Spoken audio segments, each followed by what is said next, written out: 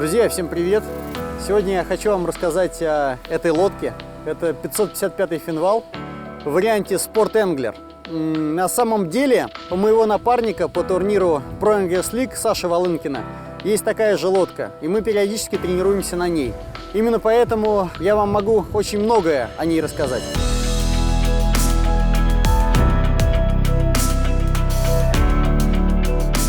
Что такое классная лодка для рыбалки и для спорта в частности? Это лодка, которая максимально по своей скорости и максимально по своим мореходным качествам. Существует, скажем так, два основных направления. Это катера с такой выраженной килеватостью, высокий борт, высокое остекление, очень мореходные. Но у них проблема – это невысокая скорость. Совсем другие басовые лодки. Они максимальны по характеристикам скорости, но у них другая проблема – они не мореходные. Волна 40-50 сантиметров, и ты испытываешь реальные трудности. Так вот, оптимальный баланс – это когда лодка и скоростная, и мореходная. И как раз-таки 555-я модель именно такая. Например, в этом варианте я развивал скорость 82-84 км в час. Самый быстрый басовый катер, на котором я ходил с мотором 150 лошадиных сил, кстати, он участвовал в турнире ПАЛ первого сезона, выдавал 85-86 км в час. В реальности можете сравнить эти цифры.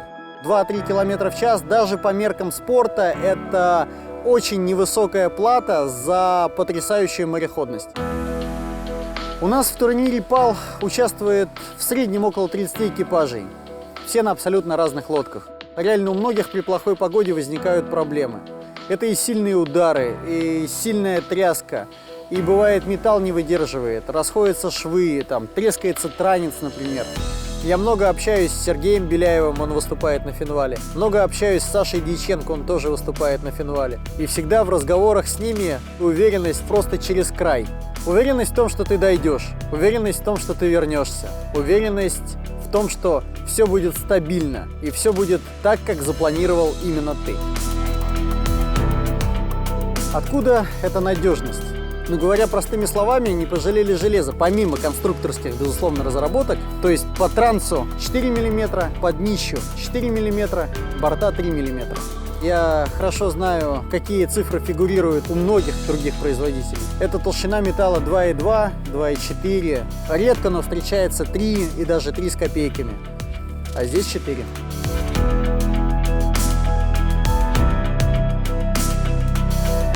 Совсем недавно закончился финал ПАЛа. Петя Денисов с Олегом Маракушевым его выиграли. Кстати, они выступали на басовой лодке, и Петя сказал, что «Слушай, Андрей, Симс — это реально крутая одежда, но, по-моему, это перебор. Когда на улице +2, +3 градуса, ты несешься час в ту точку, на которой ты собираешься ловить, это вымораживает изнутри». И поэтому наличие стекла при ловле в нашей климатической зоне, на мой взгляд, обязательно.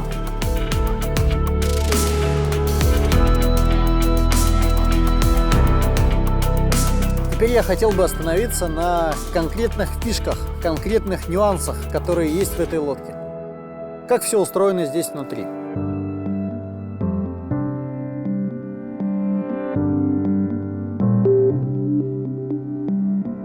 На задней палубе есть вместительный бокс. Сюда можно поставить сумку-холодильник и хранить совершенно разные продукты, в том числе лед, кстати. Этот лед пригодится вам в жару, и рыба будет в лавеле гораздо лучше себя чувствовать. И в этом боксе есть специальный отсек, который обеспечивает нам доступ в трюм. Там стоит стартовый аккумулятор, там стоит трюмная помпа. Это тоже очень удобно, потому что если что-то вдруг пойдет не так, к этому ко всему потребуется максимально быстрый доступ. Лавел у нас пластиковый, с минимальным количеством углов, о которые может повредиться рыба. И, что очень важно, он двухконтурный. Первый контур – это подача забортной воды и выброс, скажем так, старой воды из лавела. Второй контур – это забор воды из этого же лавела и подача ее обратно, уже только обогащенную кислородом. Это важно, когда ты пользуешься различными средствами, чтобы рыба спокойнее себя вела. Не стоит использовать свежую забортную воду, а лучше включить как раз-таки лавел на рециркуляцию, чтобы у нас эта химия успокаивающая, она, соответственно, осталась в аквариуме. Здесь есть технический отсек, который позволяет добраться до помп, которые обеспечивают подачу и выброс воды из этого лайвела. Ты можешь и помпу сменить, и почистить ее, и проводку посмотреть. Все очень удобно. Мне здесь очень нравится сиденье. Сейчас я вам покажу, в чем прикол. У них есть два положения.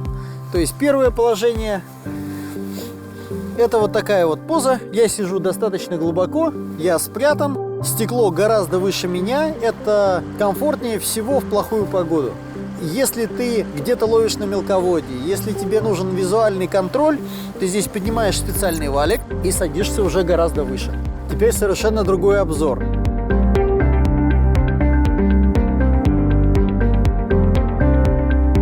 Водительское сиденье регулируется, его можно подвинуть ближе к рулю, можно отодвинуться дальше. С любым ростом расположиться комфортно не составит труда.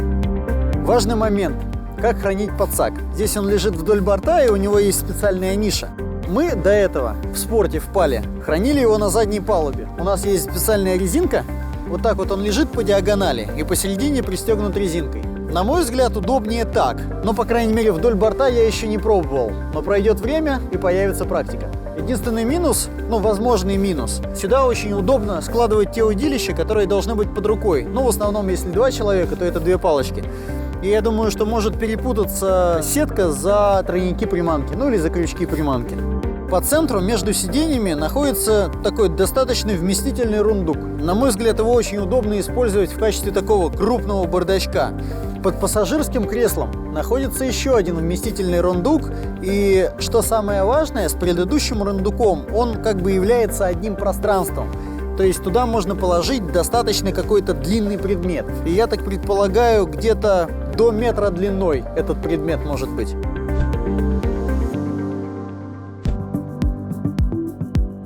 В пассажирской консоли расположен достаточно вместительный бардачок. Есть подстаканник. Я не знаю, я обычно в подстаканник складываю приманки. Мне так удобно. Ну и что самое интересное, здесь такая есть массивная, большая хромированная ручка. Когда этих ручек нет, обычно держатся за стекла. Допустим, там за раму стекла. Можно как-то... Дима Щербаков, например, в прошлом году набил здесь себе большой синяк, потому что пытался держаться за стекло, у него не сильно получалось. Дима, я думаю, если бы у тебя была такая ручка, тебе бы понравилось. Что самое важное для драйвера? Чтобы все было под рукой.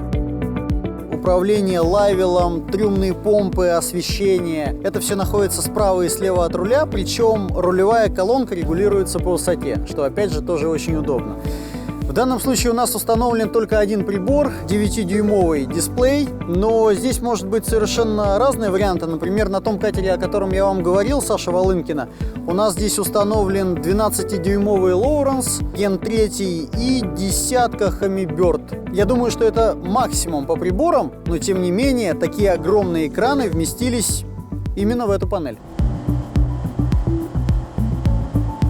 Когда температура плюс 5, плюс 6, а может быть 0, а может быть даже минус, хочется чувствовать себя максимально защищенным. И вот эта вот нижняя калиточка в совокупности с верхним стеклом позволяет полностью закрыть то место, где сидит водитель, сидит пассажир или несколько пассажиров. Я сейчас вам покажу, как это работает. Здесь есть такая нижняя калитка, мы ее закрываем и закрываем верхнее стекло. Все. Дует сильный ветер, летят брызги, майские жуки начали перелетать, все что угодно. Мы защищены от всего. Переходим на носовую палубу. Первое, о чем хочется сказать, это о том, что есть здесь по краям подсветка. Сейчас я ее включу, она включается отдельной клавишей. Я думаю, что это будет удобно при какой-то вечерней или ночной ловле, когда по палубе разбросаны приманки, возможно, лежит удилище. Но, по крайней мере, очень интересное решение. То, что она включается отдельной кнопкой, мне тоже очень нравится.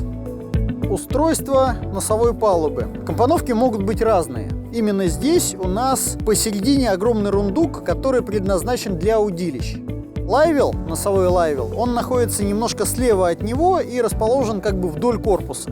Еще одна компоновка может быть такой, что лайвел будет расположен перпендикулярно, а бокс для удилищ будет располагаться справа и слева.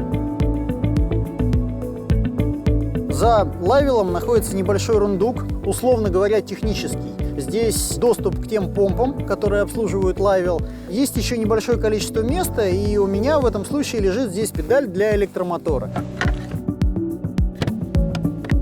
Продолжаем движение к носу. Здесь у нас есть еще два рундука. На мой взгляд, здесь удобно хранить, ну, например, запасную одежду. Эти два рундука, соответственно, как и все рундуки в этой модели, являются сухими. Поэтому не стоит беспокоиться, промокнет ваша одежда или нет. Во многих лодках есть одна и та же проблема – образование влаги в рундуках. Если лето – это не проблема. Открыл все боксы где-нибудь в гараже, оставил лодку, буквально 2-3-4 дня, и в принципе все высохло. Ну, в такую погоду, как сейчас, когда на улице плюс 4, плюс 5, это может не просохнуть никогда, вплоть до следующего сезона. Соответственно, эта сырость может способствовать появлению грибка. Так вот, чтобы этого не было, здесь есть одно очень интересное решение, здесь есть вентиляция. Она, скажем так, и естественная, и принудительная. Принудительная можно включить специальный вентилятор, который будет протягивать воздух по всем рундукам. А есть естественная. Воздух, заходя в районе передней палубы, выходит в районе водительского сидения и пассажирского сидения. Ну, посмотрим, как это работает. Я надеюсь, что это работает. Очень хотелось бы, чтобы это работало.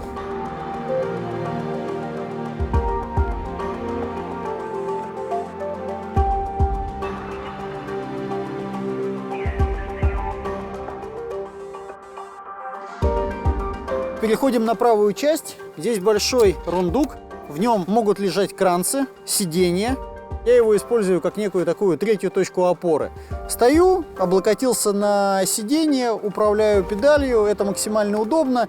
В таком варианте можно управлять электромотором стоя, ну, просто часами и при этом не уставать.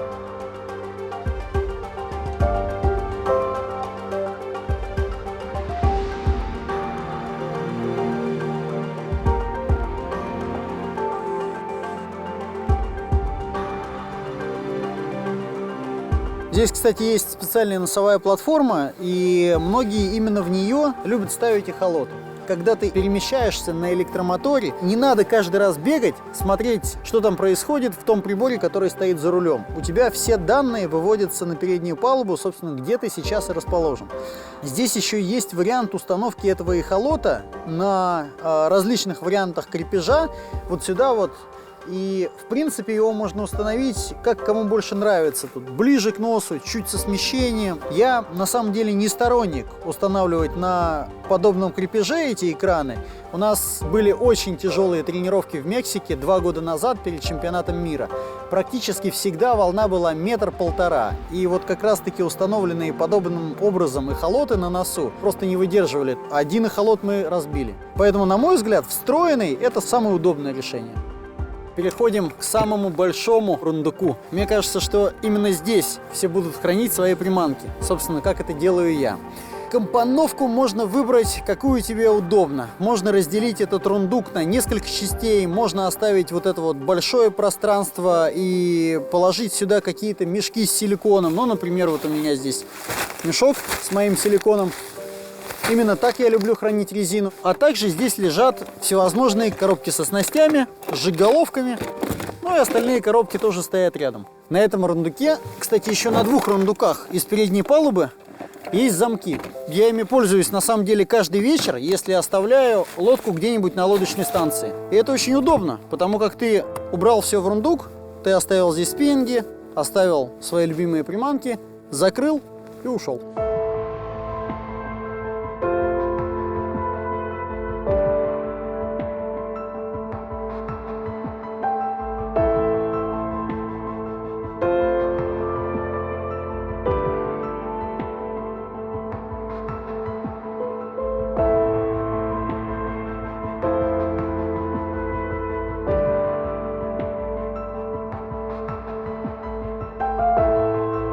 Я вам практически весь этот ролик говорил о плюсах. Безусловно, у меня есть свои определенные мысли, что стоит здесь улучшить. Я бы добавил к сиденьям амортизаторы. Это бы позволило преодолевать еще более мощную волну. В идеале я бы сделал здесь большой бак, чтобы при дальних переходах мы залили 300 литров в лодку и были спокойны, что топлива нам хватит точно. Ну и безусловно я сделал бы немного более длинный лайвел. Украл бы место у других рундуков, но я бы сделал лайвел с возможностью перевозки реально трофея. Щуки весом 15, 16, 17 килограмм. Возможно, в жизни такое произойдет лишь раз, и я хочу быть к этому готовым. Многие считают, что идеальных вещей не существует. Так на самом деле и в лодках. Какие-то предельно скоростные, какие-то предельно мореходные, какие-то очень комфортные для ловли, очень устойчивые. И на самом деле сочетание этих основополагающих факторов и определяет, как себя будет вести та или иная лодка. И вот эта модель 555, на мой взгляд, если и не идеальна, то максимально близка к этому идеалу. Это и мореходность, это и скорость, это и устойчивость.